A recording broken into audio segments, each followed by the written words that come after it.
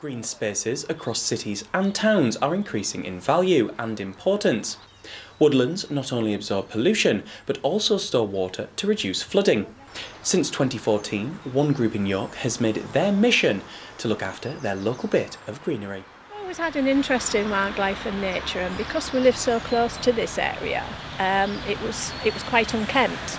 So we wanted to bring it back, because as you can see, it's a nature area where people enjoy picnics and things, and it was a bit out of control, so we decided that we were going to take it in hand. And in doing that, we've got more wildlife, more nature, more wildflowers.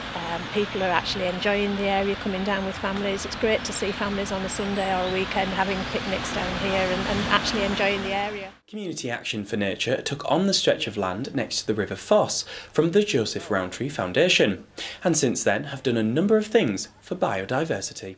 We're feeding the birds, but we're also trying to encourage plants so that the birds can feed themselves.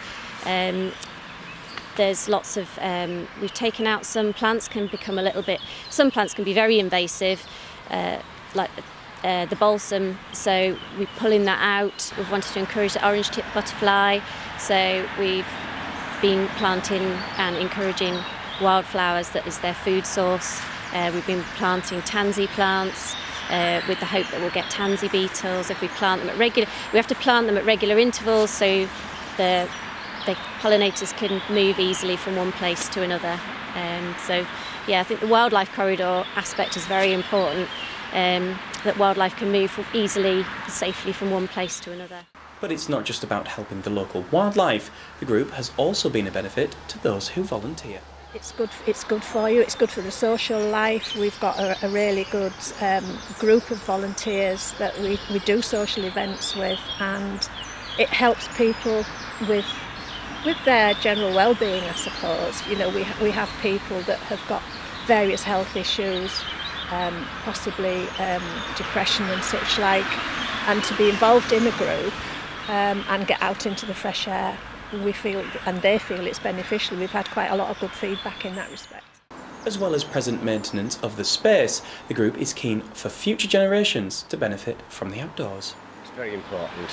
Well, it's everybody's future. It is really, yeah. To make sure that all the wildlife is there for other people to enjoy, the wildflowers, to enhance the area, to get more wildflowers in this area, create a pollinating corridor.